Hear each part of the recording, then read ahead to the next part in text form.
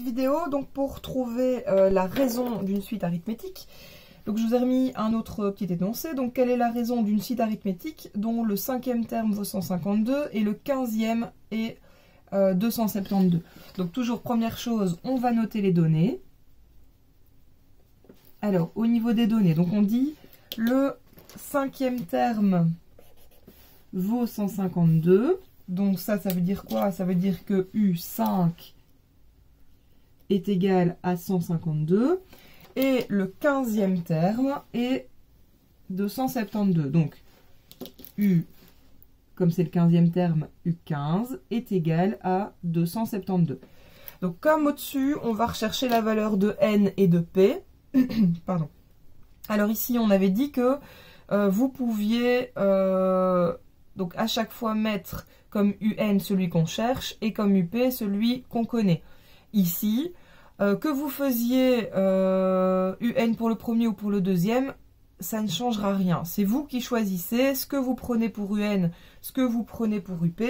Mais le plus simple, c'est toujours de veiller à ce que le nombre qui est ici en dessous du U soit le plus grand pour UN. C'est le plus simple. Mais ça marche aussi dans l'autre sens. Donc si vous faites le contraire, c'est pas grave. C'est juste que vous aurez un nombre négatif au dénominateur.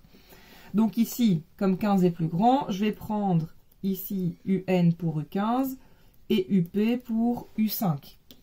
Ce qui veut dire que mon P est égal à 5 et mon N est égal à 15. Une fois qu'on a ça, on cherche la raison. Donc on peut prendre la formule de la raison qui est ici. R égale UN moins UP sur N moins P. Alors, UN, c'est toujours la valeur. Donc, UN, il est ici. Donc, c'est 272. Moins UP, donc c'est la valeur qui est ici, moins 152, divisé par N, qui vaut 15, moins P, qui vaut 5. Alors, je disais, vous aurez un nombre négatif, pas toujours. Ici, 272 moins 152, ça va donner un nombre positif. Mais ça peut arriver que vous ayez un nombre négatif ici au numérateur.